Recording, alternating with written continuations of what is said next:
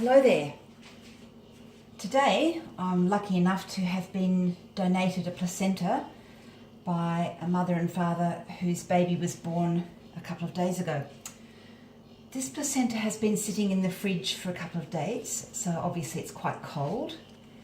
But the other thing is it doesn't look exactly the way it did when it was first born, straight after the baby came. It's a bit paler. Normally when placentas are fresh, they're dark and they look like liver or kidneys or something like that. But I just thought I'd like to show you some of the structures that make up a placenta.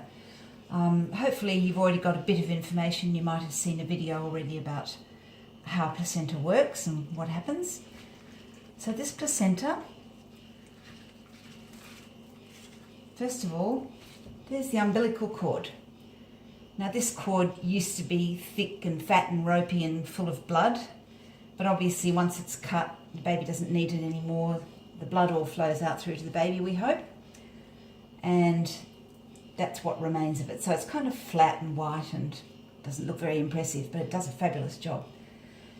At the tip of the umbilical cord, now this is a bit difficult for you to see, but there are in fact 3 blood vessels, and if you've had a look at the PowerPoint or the presentation that your teacher gave you before, you might be able to understand.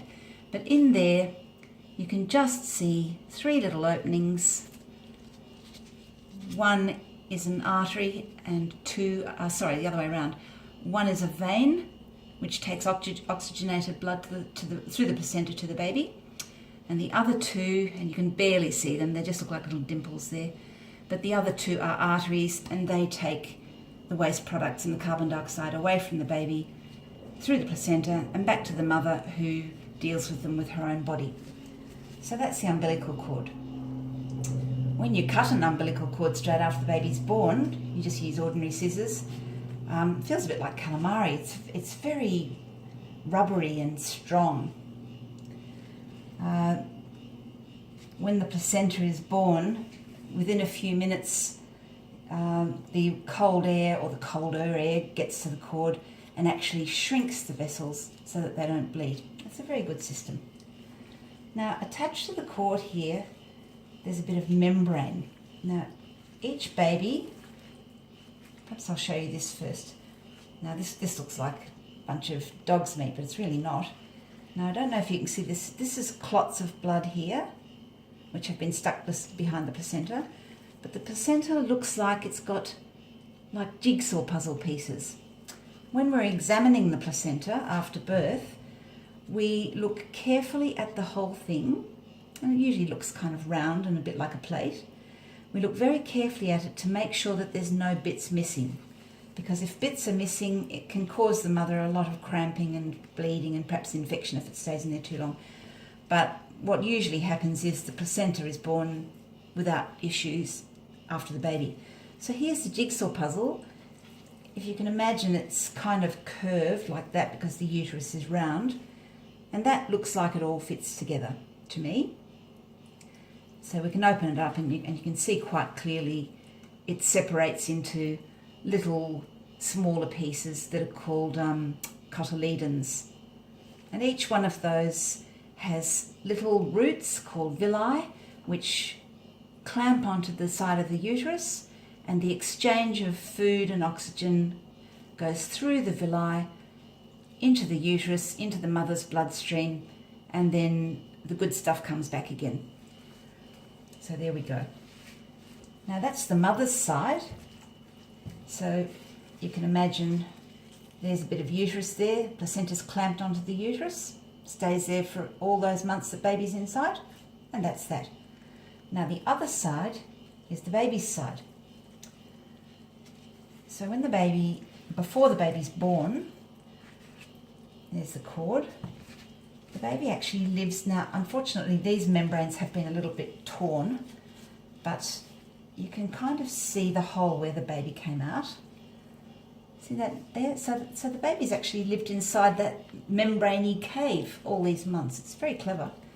Now, there are actually 2 layers of membrane, not just one.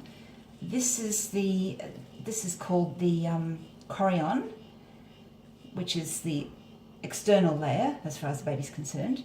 And then what we have in here is the amnion. Now this is very ragged, and in fact here's the amnion here. It actually separated completely. Obviously it's a bit hard to tell whether it's complete because it all ended up in a bundle with the baby, but I don't know if you can see this very well, but there's layers of membrane. And this membrane here actually was another bag outside this one. So there's 2 layers of membrane. The membrane has several functions. It is strong and flexible so that even if the baby wriggles around and kicks, it doesn't get broken. It protects the baby from bumps and thumps, even so far as, a mother could have quite a big thump on her belly, and it would probably hurt her being on the outside, but it wouldn't hurt the baby because the baby's inside this bag made of this strong rubbery membrane, and inside the membrane is all the amniotic fluid, which we also call liquor, and which is commonly known as waters, when your waters break. So baby's in there, happy as Larry, with a whole stack of water living inside that cave there. Or fluid, I should say, it's not actually water. While the baby's inside, he or she is moving and wiggling and kicking and flexing the muscles, and while they're in there, they actually do some breathing movements too. They don't actually breathe because their lungs are not yet open. Their lungs are full of fluid. They don't take their first air breath until they're out in the big world. But babies practice at breathing, and so with ultrasound you can actually see a baby making breathing movements with its lungs. Babies also swallow amniotic fluid, and that gives them practice. That makes their digestive system start working. They even make poo, believe it or not. It's called meconium. It's a thick, black, sticky poo. Normally a baby doesn't pass that poo until after it's born. Occasionally it will pass it beforehand. Could be due to stress, or it could be due to being a little bit longer in the uterus than normal. Number of reasons, doesn't usually mean there's a problem.